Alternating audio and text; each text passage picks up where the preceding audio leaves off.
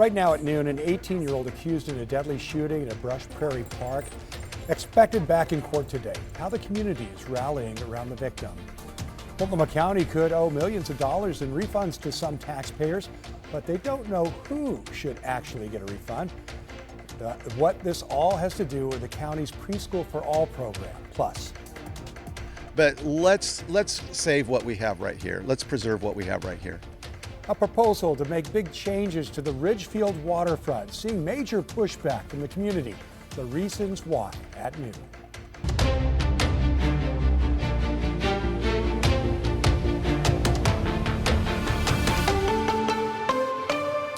Right now at noon, a Clark County man will spend the rest of his life behind bars for hiring his friend to kill his wife. Good afternoon. Thanks for joining us. I'm Tim Gordon. This morning, James Rummel was sentenced to life without the possibility of release. His friend, Darrell Riley, was also sentenced to 30 years in prison for carrying out the killing. Last week, a jury found Rummel guilty in connection to the 2024 death of his 60-year-old wife, Lindy. Court documents show Riley killed Lindy in her Brush Prairie home, then staged the scene to look like a robbery. Investigators say Riley was arrested after he told a friend he had been hired to kill a woman. Riley pleaded guilty to those charges back in May.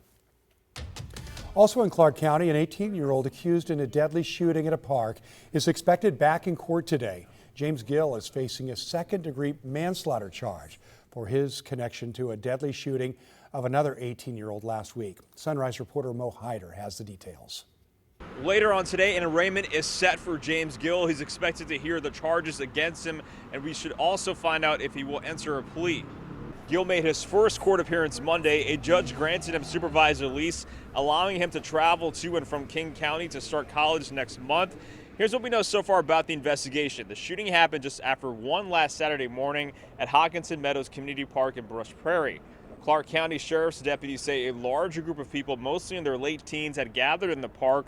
Witnesses told investigators a handgun went off while it was in Gill's hands, hitting the 18-year-old victim in the chest. Court documents also say James Gill told deputies that the 18-year-old Trent Richardson handed him a gun. He was then bumped, causing the gun to go off, killing Richardson. Investigators also say he died at the scene. Deputies also say they recovered a Glock 17 handgun, and Gill was later booked into Clark County Jail. Both teens were students at Battleground High School, and last week a vigil was held in the victim's honor. Football was a huge part of his life. His football family was a huge part of his life, and we just wanted to make sure that we are showing that support and honoring him. And again, that court appearance is set for later on today at 1:30 in the afternoon. Mo Hyder, KGW News. An Oregon City man is behind bars now, accused of raping and kidnapping a minor, and investigators believe there might be other victims. The Clackamas County Sheriff's Office says that Derek Douglas Reeder, you see his picture right there, texted with the victim while working as a music teacher at a nonprofit in the summer of 2023. He was let go the following year, but still owns a guitar teaching business called Slinky Strings. Reeder faces 2 counts of rape, among other charges. If you have information on this case, you're asked to reach out to the Clackamas County Sheriff's Office. And a reminder, if you or someone you know is a survivor of sexual assault, help is always out there. Just call the number on your screen, 800-656-4673, to reach the National Sexual Assault Hotline. Multnomah County has discovered some people may have had money taken out of their paychecks for the county's Preschool for All program, despite not meeting the income threshold for that tax. It appears nearly 7,000 taxpayers are potentially owed up to $4.3 million in refunds, dating back to 2021 and 22. But because these people didn't file returns, the county doesn't actually know whether they're due a refund or not. We're learning they found the potential overpayments through routine compliance work and acknowledged there was a learning curve when the new tax first started. It might be possible overpayments where some of these taxpayers didn't meet the income threshold. It was a new tax, and there was a transition period in terms of being aware of the tax, communication around tax. Next week, county commissioners will vote on whether to delay an increase on that tax rate. In Northwest Portland, the city is expected to open the section of road right in front of the Centennial Mills building as soon as later today. That section of Nadeau Parkway has been closed for nearly 3 weeks after the century-old mill went up in flames. Crews demolished the water tower on Monday using explosives. The rest of that demo is ongoing right now, moving quickly. Meanwhile, Fields Park will remain closed until the city can make sure it's safe and clear of debris.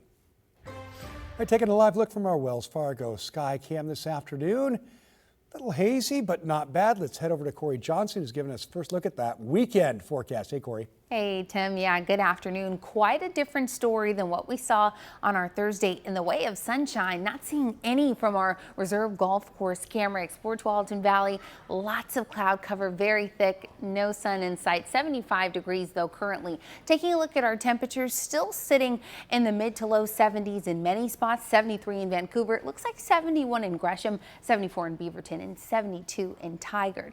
Now I want to give you an idea of future cast. So we are going to be cloudy for the most part today. We did mention yesterday a potential for some thunderstorms in the evening hours, the forecast updating so that we'll mainly see those in the Cascades, and it'll even be a low chance there. We could see a stray shower in Portland, but for the most part, the majority of us stay dry as well as cloudy, potentially seeing just a little bit of sun break around 6 this evening. Hour by hour temperatures, many of us going to make it into the mid to low 80s today. We're going to gradually get there past 2 and 3 this afternoon, but we'll break down the rest of your 7-day forecast coming up.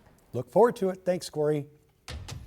Here's a look at some national headlines this afternoon. We're learning that 8 people, including 2 Army Corps of Engineer employees, were killed in a plane crash in a remote part of western Alaska. The Cessna 441 left Anchorage for Cape Newenham, where only military and approved charter flights are allowed to land. The Air Force said the plane was a civilian contracted flight with 8 personnel on board when it crashed near its destination. The National Weather Service reports it was foggy at the landing strip around the time of that crash. The FAA, National Transportation Safety Board, will investigate. And if you use eye drops for itchy red eyes, well, you may want to check your medicine cabinet or the one you have in your pocket right now. The FDA has recalled nearly 40,000 bottles of Clear Eyes sold nationwide over contamination concerns there. The recall involves Clear Eyes Maximum Itchy Eye Relief. It applies to the 15 milliliter bottles with an expiration date of September 30th, 2027. Customers are urged not to use those eye drops and return them to the store for a refund. The Trump administration wants to boost the number of U.S. rocket launches. The White House says it aims to support more than 1,000 rocket launches and spacecraft re-entries per year by the year 2030. The policy calls for more locations for rockets to launch from and for spacecraft to land. In addition, it wants to get more commercial involvement in efforts to reach the moon and Mars. Well, President Trump has announced a new plan to lower beef prices. Trump says he'll provide temporary tariff relief for some ground beef imports.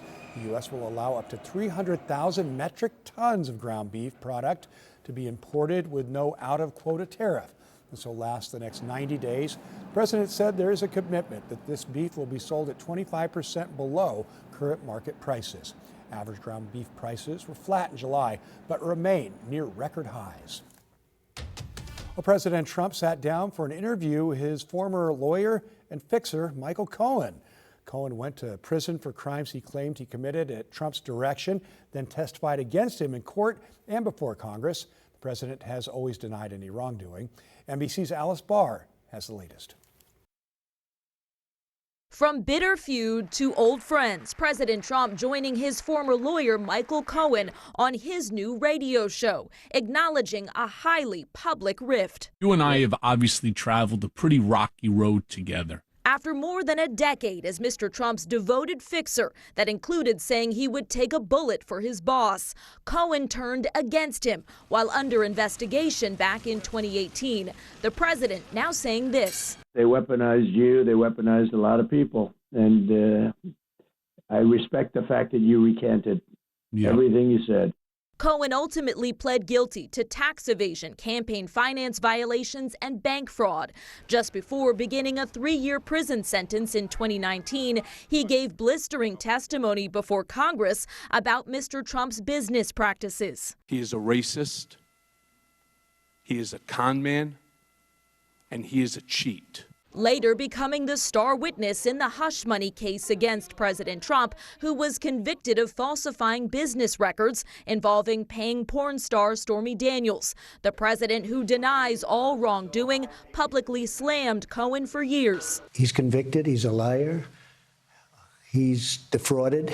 Then, earlier this year, Cohen claimed he'd felt coerced into testifying. The investigators have always said they were not politically motivated. Cohen now saying his relationship with the president is being resuscitated. Forgiveness does not mean amnesia. While telling CNN he has requested a pardon from the White House, but has not directly asked that of President Trump. In Washington, Alice Barr, NBC News.